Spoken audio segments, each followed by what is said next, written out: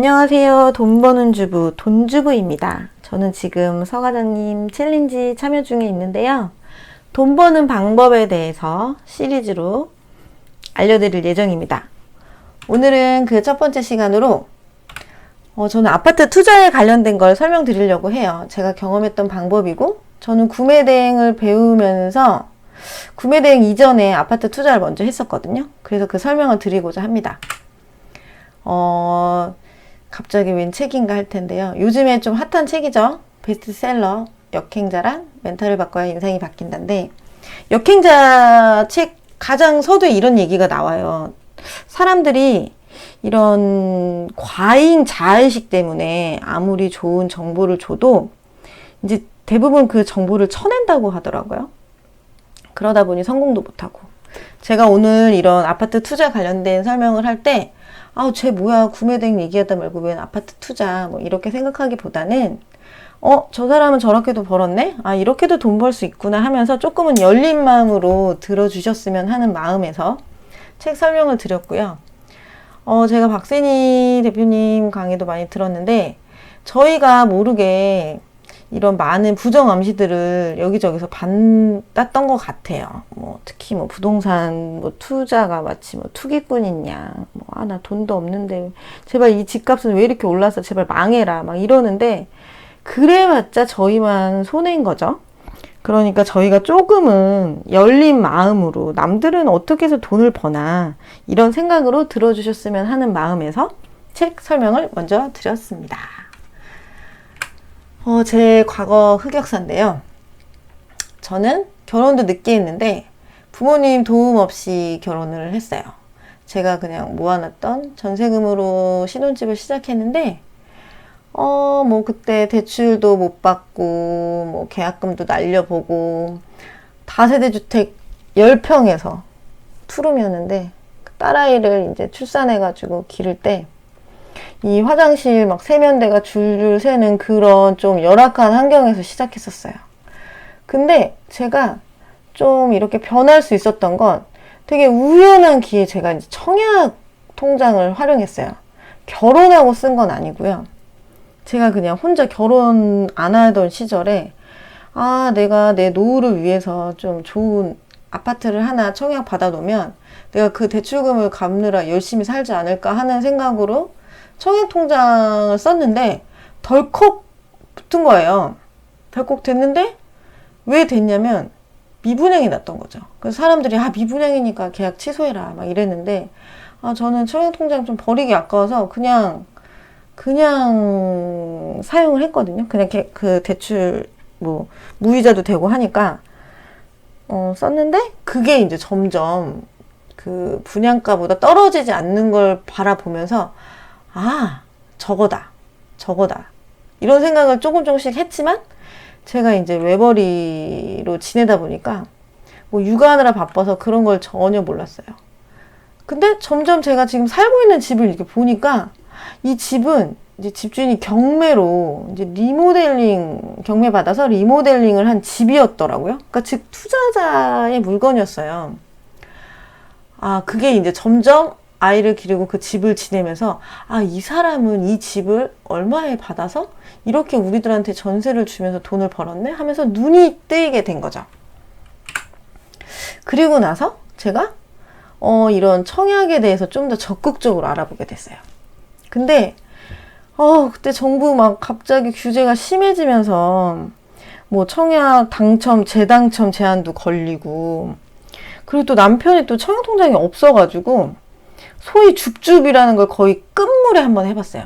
줍줍이라는 걸. 그렇게 해서 제가 갑자기 2주택이 갑자기 생겼었어요. 그러면서 이제 그런 거 관심을 가지면서 그래, 부동산 투자를 이렇게 하면 잃지는 않는구나, 돈을 잃지 않는구나, 이런 걸 좀 깨달았는데, 제가 좀 더 충격을 받았던 건 작년에 집값이 많이 올랐잖아요.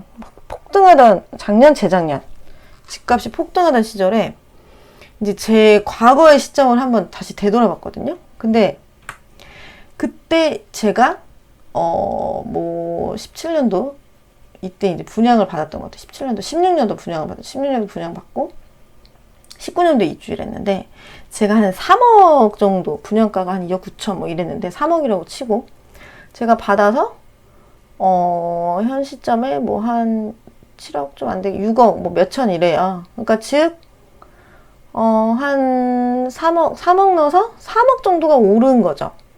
근데 똑같은 시점에 제 친구는 서울에 있는 아파트거든요.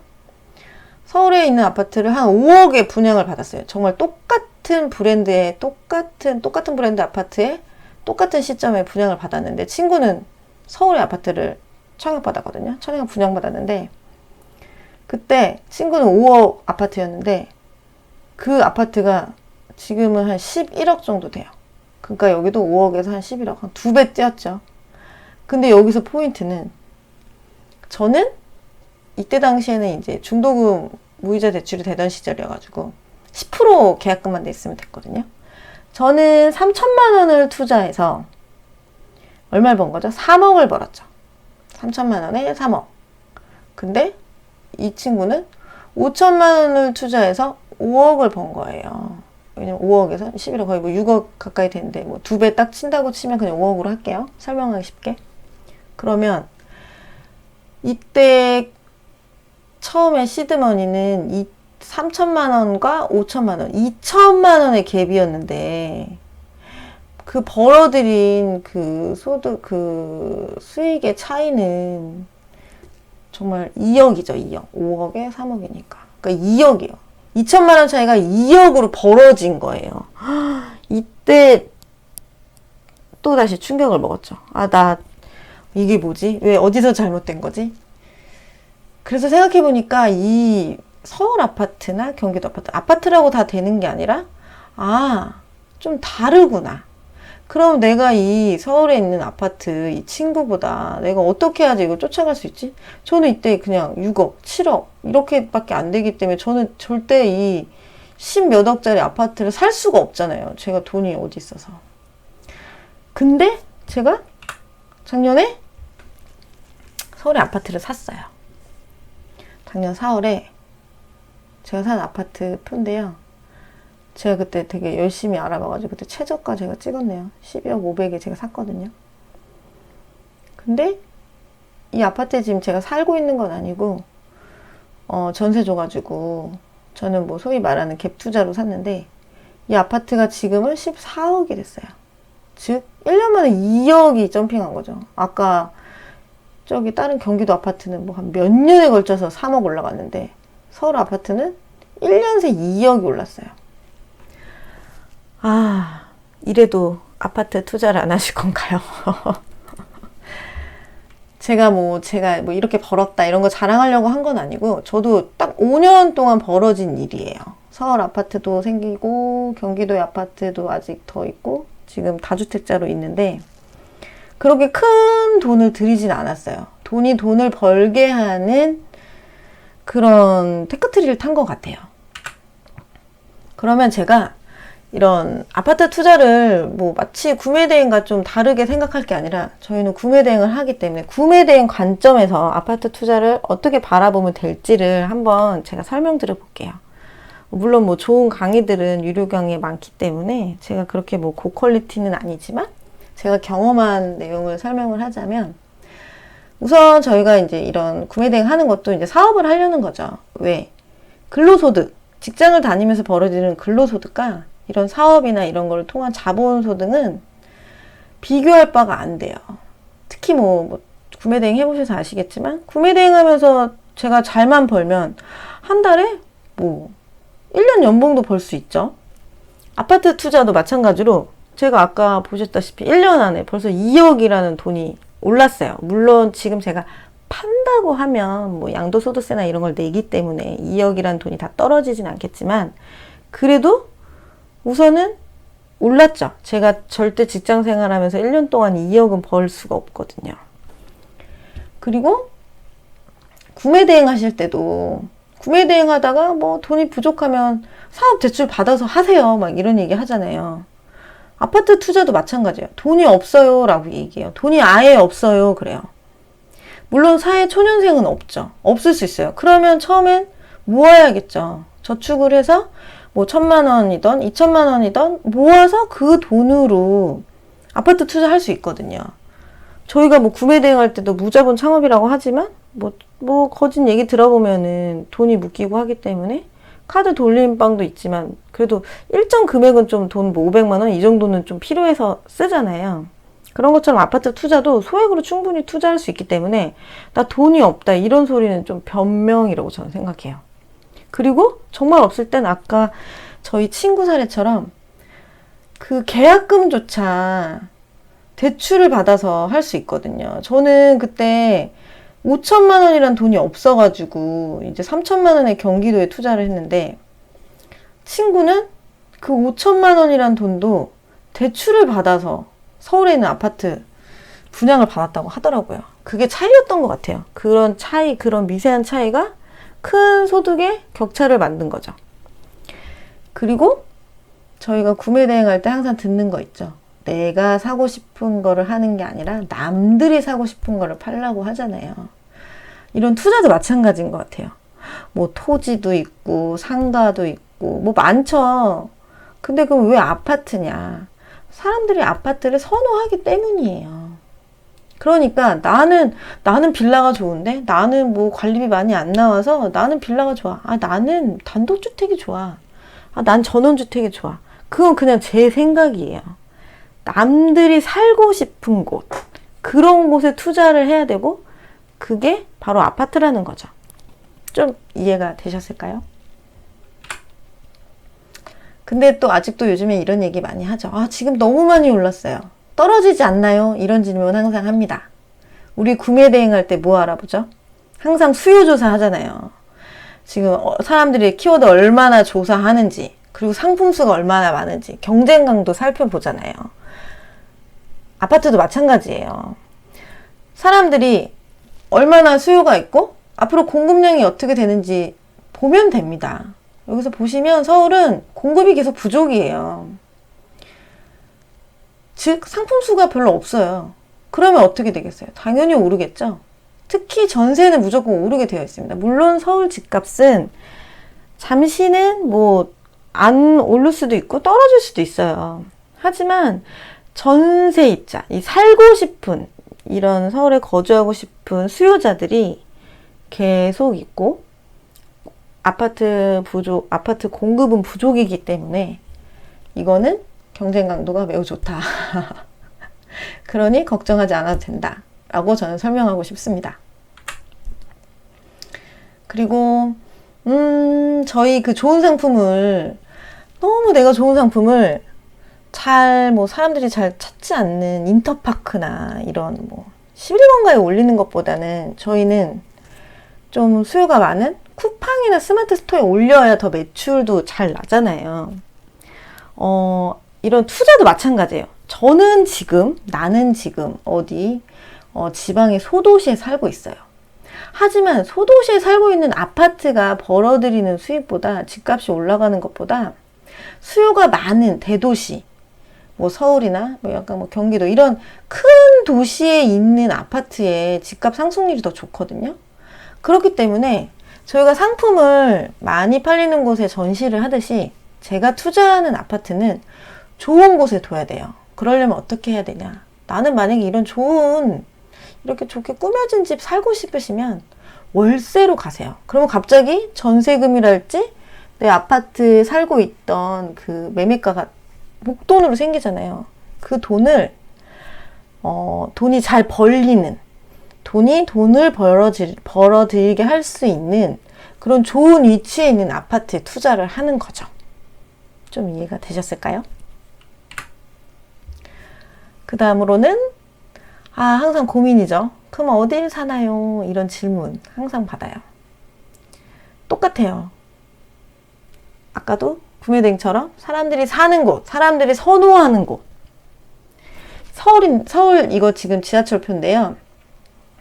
뭐 서울에서 가장 집값이 비싼 곳이 어디냐 하면 강남인 건 다들 아세요. 그럼 강남이 왜 비쌀까요? 많은 이유가 있겠는데 우선 뭐 학군도 좋지만 이런 강남에 이제 그 직장 고소득 직군들이 좀 많아요. 즉 좀 소득이 높은 직장군이 있는 그 직장에서 가까운 그곳에 집이 좋다는 거죠. 그게 사람들이 선호하는 거예요. 나는 어디 뭐 이런 경기도 쪽에 난 공기 좋고 뭐 맑은 공기 마시면 나 새소리 들으면서 나 산을 바라보고 싶다. 그건 제 생각이에요. 그 수요는 많지 않아요. 일반인들은 직장인들은 직장 생활을 해야 되거든요. 근로자들은 좋은 연봉 받으면서 집에서 직주 근접이라고 하죠. 이왕이면 가까운 곳에 살고 싶고 아니면 교통이 편리한 곳에 살고 싶어요. 그런 관점으로 생각을 하면 내가 아파트를 만약에 사더라도 어느 곳에 투자해야 될지 좀 눈이 보일 거예요. 보면 직장이 뭐 여의도에도 이제 좋은 직군의 직장들이 많죠. 마포나. 그러면 이제 이런 쪽이 좀 비싸죠. 마포도 왜 비싸겠어요.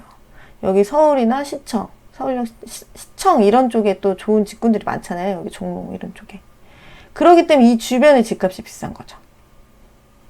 좀 이해가 되셨을까요? 이쪽 아래쪽은 강남으로 가는 거. 이게 꼭 서울에 국한돼서의 내용은 아니고 뭐 지방도 마찬가지예요. 예를 들어 충청도에 내가 충청도 어디 사지? 하면은 충청도.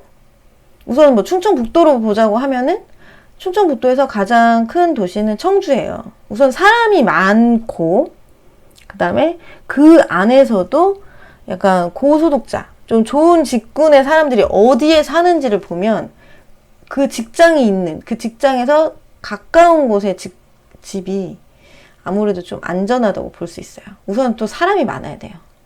사람이 정말 없는 막 검색량 20 키워드 나 혼자 쓰면 그냥 나만 좋아해요. 나만 1등이다 하고. 근데 우리는 키워드 만 이상의 사람들이 많은 그런 사람들이 많이 찾는 키워드를 선호하듯이 우리가 투자할 곳도 인구수가 많은 곳. 뭐 서울특별시부터 해서 뭐 광역, 뭐 인천광역시, 뭐 울산광역시 그런 큰 도시들 그 다음으로는 뭐 충청북도, 충청남도 안에서도 큰 도시로 이렇게 들어가면서 점차적으로 가야 돼요. 굉장히 똑같아요. 구매대행처럼 사람들이 선호하고 가는 곳으로 생각을 하면 좀 쉬워져요. 그럼 제가 왜 이런 아파트 투자에 가는 데 얘기를 했냐면 뭐 좀 이렇게 따로 생각하지 않으셨으면 좋겠어요.